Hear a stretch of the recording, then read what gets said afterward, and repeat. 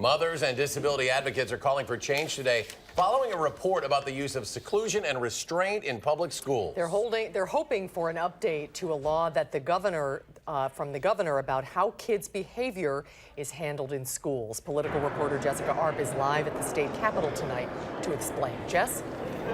Hi there. Yeah, these groups want an update to a 4-year-old law that governs how these practices are used in schools and restricts in some ways how they could be used. Mothers telling some heart-wrenching stories today about how their children were treated in school.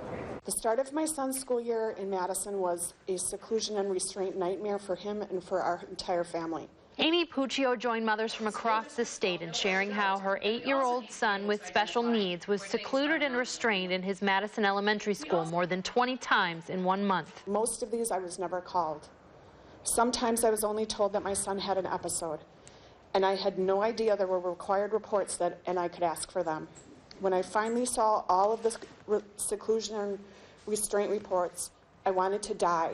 Disability Rights Wisconsin and other advocacy groups say her experience is not out of the norm for parents, citing a report of more than 20,000 incidents statewide in 2013-14 involving more than 3,000 students. The report highlights great discrepancy in how districts across the state report their data, continued confusion on the definitions of seclusion and restraint. Restraint and seclusion is the absolute last resort. The Madison School District's Executive Director of Student Services says they use restraint and seclusion judiciously, largely in elementary school grades. Do I think there's a larger issue?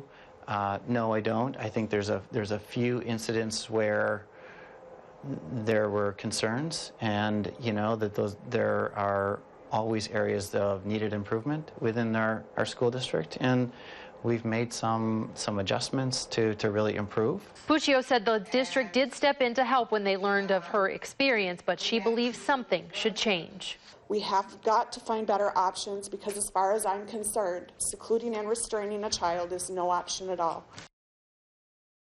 Now, these groups are now calling for these incidents to have to be reported to the State Department of Public Instruction to have more detail in some of these reports and more public reporting of some of them. Madison school officials that we talked to all said that they would be on board with these kinds of changes, but the groups are realistic. This may not happen this legislative session, and it may end next week.